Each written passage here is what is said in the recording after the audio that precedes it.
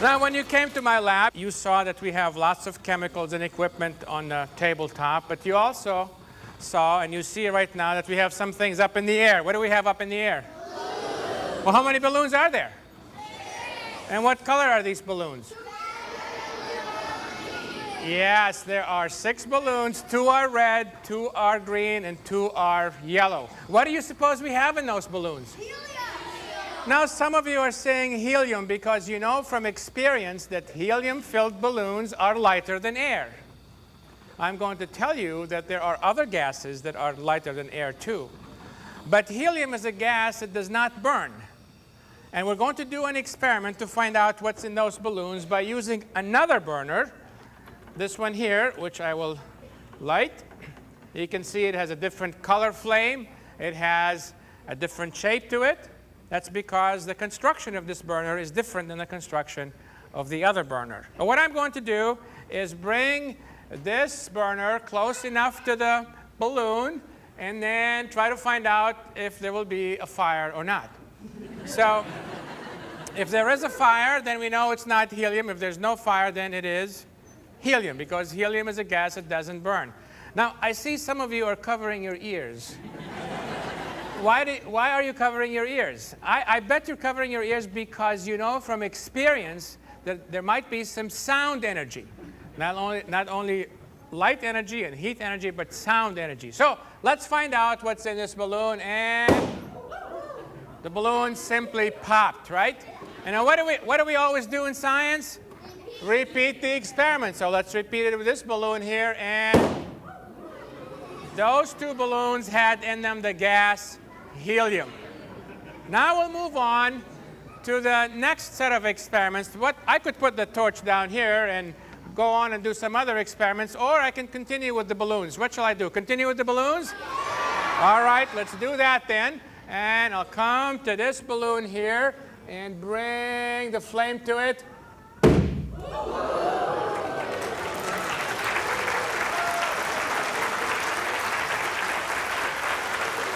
Did that balloon have helium in it? No. That balloon had in it the gas hydrogen. The element hydrogen is a gas at room temperature, and it's a gas that combines with oxygen in the air and in a combustion reaction and goes out of control. It's an uncontrolled combustion reaction, and that is what we call an explosion. So what do we always do in science? Repeat the experiment. That's what we're going to do now with this balloon, except we're going to do it in the dark. So with the lights off, all the lights off. Here we go. You ready?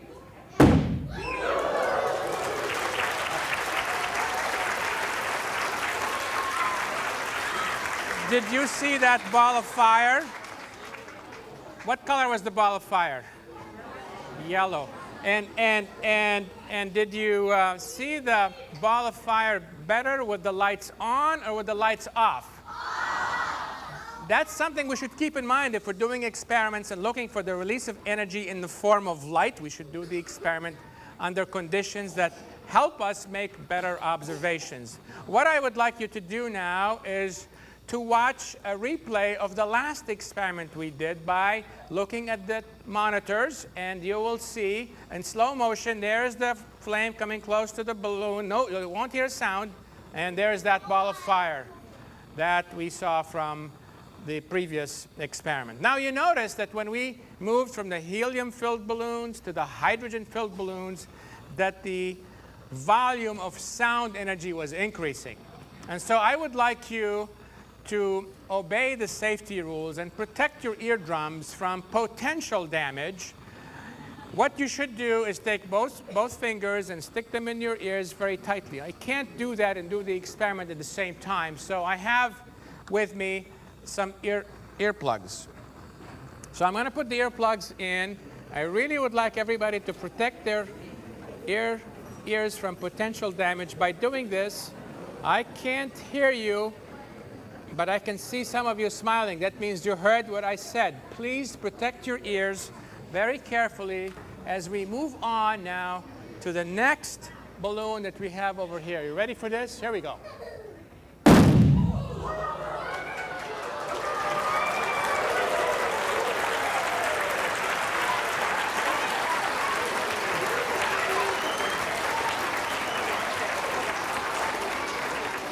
That balloon had in it a mixture of hydrogen and oxygen.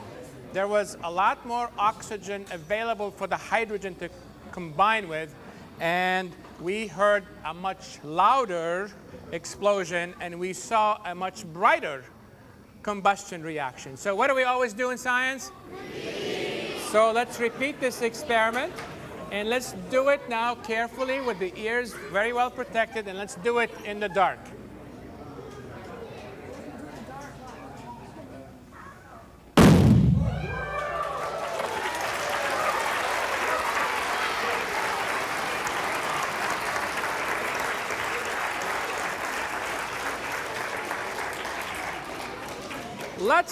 Let's take a quick look at the last experiment in slow motion. Once again, you won't hear any sound. There is the flame from the torch coming to the balloon, and there is a much faster reaction because of the oxygen that's available to the hydrogen for that uncontrolled combustion reaction. Now I'd like to ask you to join in welcoming one of the most outstanding high school chemistry teachers in the country. That's Kathleen Dumbrink, who comes to us from McClure North High School near St. Louis. Hi, Kathy.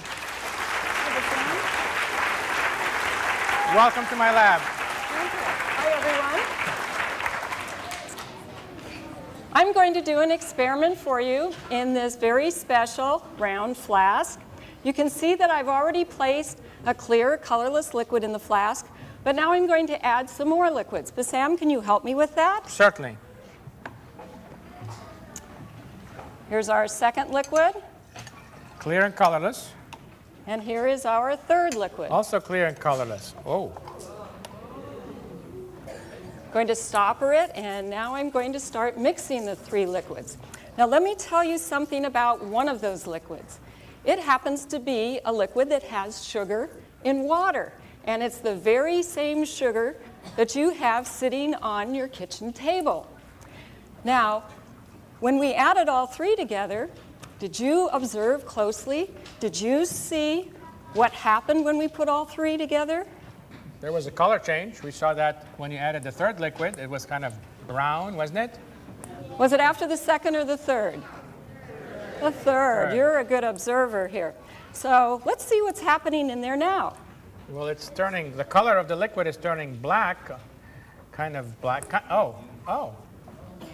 You starting to see anything? I'm starting to see a reflection of myself in there. You're starting to see yourself in the flask? Not quite, but it's getting there.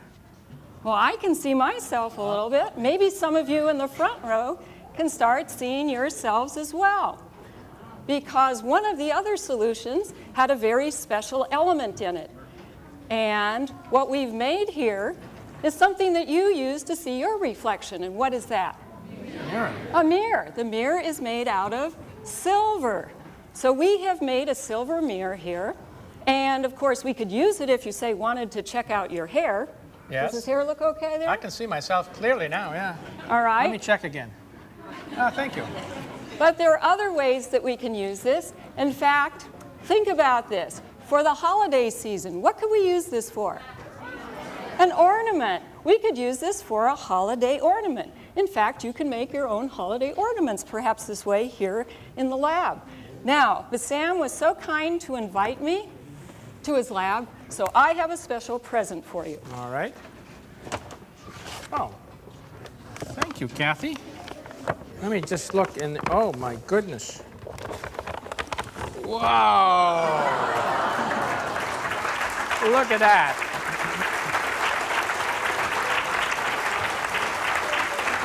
The next time you go around town and you see big ornaments during the holiday season, you know where these ornaments were made. Thank you, Kathy. Thank you. You're welcome.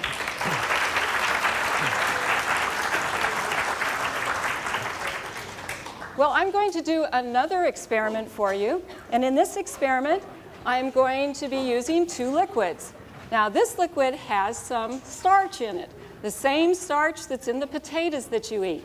And what I'm going to do is pour this liquid into the liquid in the beaker, which is colorless and also clear.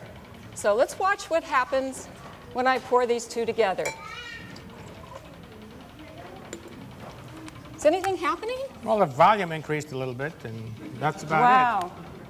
Wait a minute. it. Oh. I think I see something. That was pretty exciting, wasn't it? Yes, it was, yeah. Well, that's what's called a delayed reaction, or in chemistry, we call that a clock reaction. And the blue color that appeared was due to some iodine that is formed in the reaction combining with the starch. Now, since it's a clock reaction, I think that we should time this reaction. So what I'm going to ask you to do is count when I mix the next one, and count along with me. So, Bassam, will you help me with this? Of course. All right, so here we go. 1, 2, 3, 4, 5, 6, 7, 8, 9, 10. Very good. 1, 2, 3, 4, 5, 6, 7, 8, 9, 10. 1, 2, 3, 4, 5, 6, 7, 8, 9, 10. 1, 2, 3, 4, 5, 6, 7, 8, 9, 10. Very good. Thank you very enough. much, Gabby. Thank you. Thank you very much. Thank you. Thank you.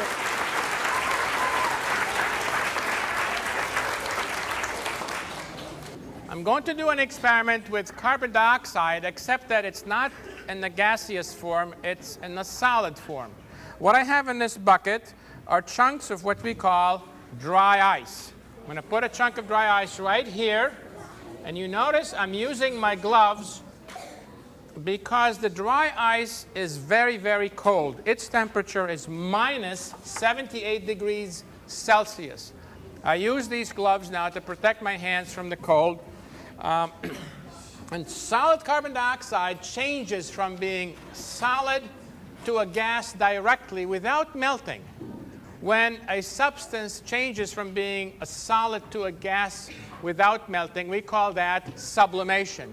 So sublimation is what's taking place right now, but we can't see it. How come we can't see it? Because carbon dioxide is invisible. It has no color. We know about sublimation. You know about sublimation because you have experience with solids that sublime. You know the air fresheners that you hang on the rear view mirror in the car that give you a fresh odor? That is a solid that's also undergoing sublimation. So what I'm going to do is move over to this side and use this fish tank, which is empty except for what's in it? Air. Air is also invisible. I'm going to reach in and grab some dry ice, put the dry ice down there. Interesting sound that is formed when the dry ice sublimes on glass. Let's put a little more. And we know that the sublimation is taking place, but we have no direct evidence for it. So what I'm going to do is take a match, and I'm going to strike the match. And I'm going to lower this match into the fish tank. And you see it went out. That's because carbon dioxide gas does not burn itself. It doesn't support combustion. A lot of the fire extinguishers that we use are called carbon dioxide or CO2 fire extinguishers. And that is a property of carbon dioxide. So we can tell where the level of the carbon dioxide gas is by doing this experiment. Lower the match, and when it goes out, we know what the level is. To move on with this experiment, I'm going to use one of my really favorite chemicals. This one. What's this one? Oh, one of yours too, right? So what do? We take the wand out, and we blow bubbles, and they float. Aren't they pretty? And they float downward. Now what I'm going to do, I want you to notice this. I'm going to try to blow the soap bubbles very gently into the fish tank that has in it dry ice and what else? Air and what else? What's coming from the dry ice? Carbon dioxide gas. Here we go. Oops.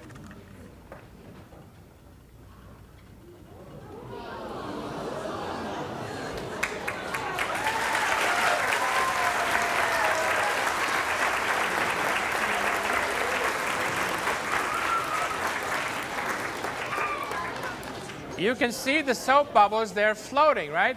What are they floating on? Carbon dioxide gas, right?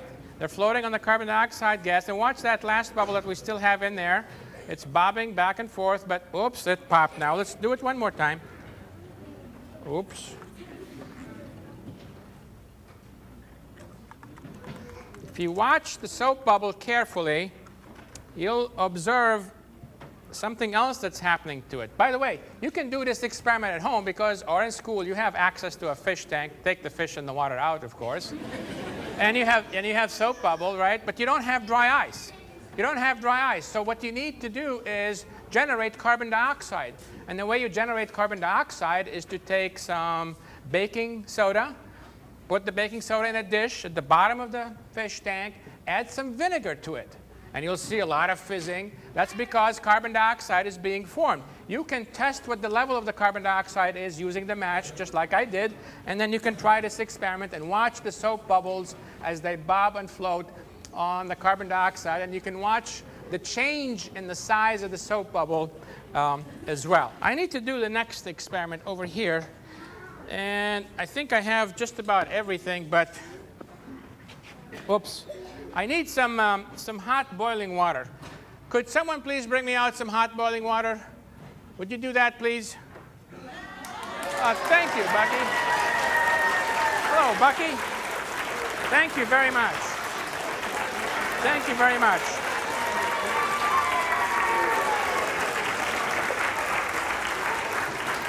Hello, Bucky. Welcome to my lab. I want everybody to notice that Bucky is a very good science student. He's got his goggles on. You see that, right? Right. Yes. And Bucky's got his Science is Fun button, too. You see that, too. Well, Bucky, let's do this experiment. I'm going to take the hot boiling water. I'm going to put it into this dishpan, which is empty except for air, right? And now, do you see anything coming off the top? Well, steam is invisible. You can't see steam. This is called condensed water vapor. And Bucky, you ready to do your experiment now? All right. You're going to take this bucket of dry ice, and what are you going to do with it? Just, let's do it. Let's do it. I'm ready. Yeah, go ahead, do it. Yeah.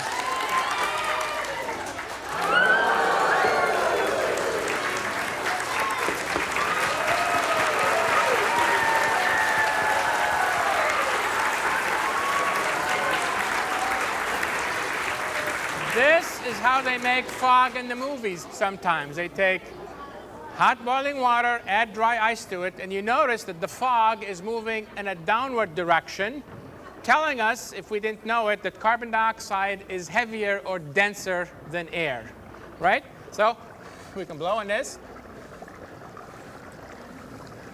We're still here. Well, Bucky, I know you're studying for finals because they're coming up pretty soon, right? But I wonder if you would like to stay for the rest of this program. Would you like Bucky to stay? Yeah. All right, Bucky, I've got a seat saved for you right there, right at the corner. Thank you for coming once again to this very special program, Bucky. Thank you very much. At this time, I would like you to welcome one of the younger people who work in my lab. Please welcome Elizabeth.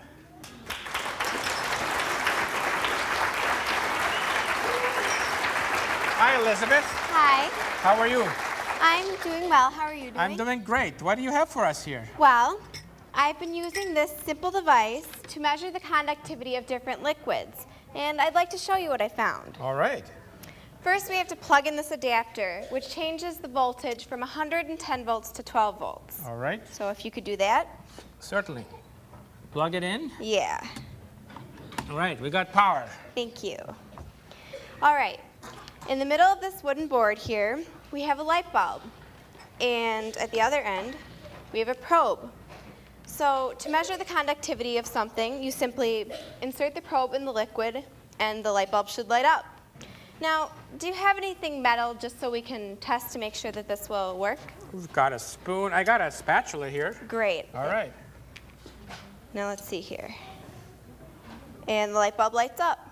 I can see that. All right. Thank you. You're welcome. Okay. Now we have 4 beakers. I'm glad you brought your beakers with you. Now, do you have any water? I have water. Okay. Let me get you some water. If you could pour a little in that beaker, A that'd little, be great. how much is a little? About half. About half, all right. How about that much? That's great. All right. Okay, and now we'll take this probe and stick it in the water and see what happens. What do you see? Nothing. Nothing. A light bulb didn't come on. That's because water is not a conductor of electricity. Huh. Now, let's try something else. How about we try some water with salt? Salt. Would you like me to find some salt? Yeah. Right? I have salt right here. Okay, if you could pour the water in. Put water in this. About the same amount? Yep. Okay. And now we'll put the salt in. All right. Whoa.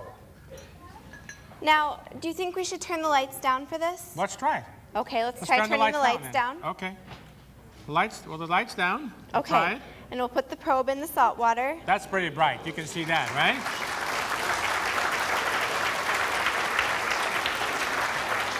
What does that mean, Elizabeth? This means that salt water is a good conductor of electricity. All right. Now, we can also try some other household liquids. Do you have any vinegar? I have vinegar, yes. Would you like some? Yes, please. In this In that in third this beaker right third there. beaker, about the same amount? Yes. All right, I got that part. Okay, and we'll rinse off the probe first so because we don't want to contaminate the vinegar. Oh, can we turn the lights some more down? What do you see? Very faint light, Just barely. barely visible. So what does that mean? This means that vinegar is just a slight conductor of electricity. All right. Now, how about we try some household ammonia? Household ammonia. I think I have that here someplace. I have, yes, household ammonia. Okay, if you could pour about the same amount. About the same amount in there. You're going to rinse again in between measurements? Right. That's good. Okay, and now we put the probe in the household ammonia. Uh-huh. It's still faint. Yeah. Yeah. Does everyone see that? Yeah. What does that Now, mean? this means that ammonia is also a slight conductor of electricity, but a little bit more than vinegar. I see. Now, what do you think would happen if we mix the vinegar and the ammonia together? Why don't we try it and find out? What do you guys think? Should we try it? Okay.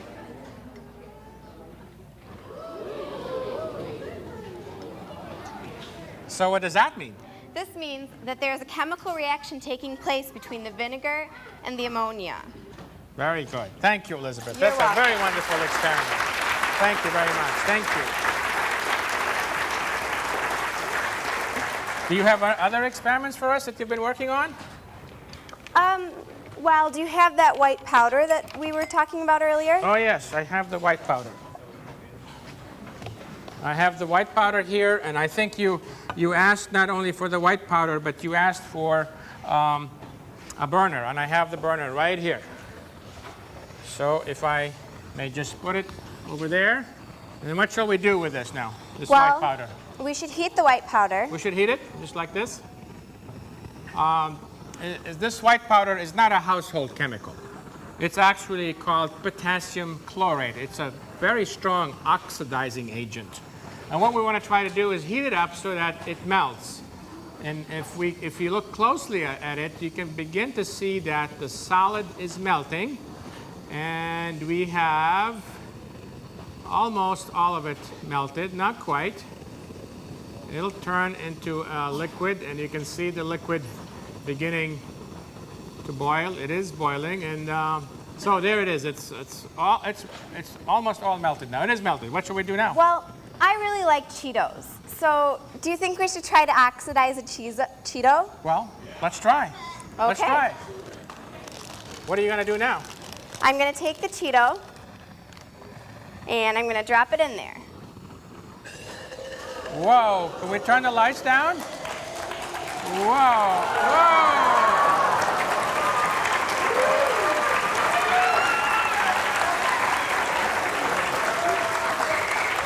That's really neat, Elizabeth. Thank you very much. Thank you.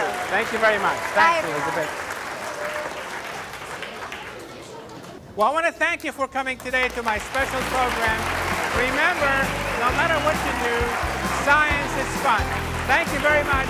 Thank you, everybody. Thank you. Thank you for being here. Thank you.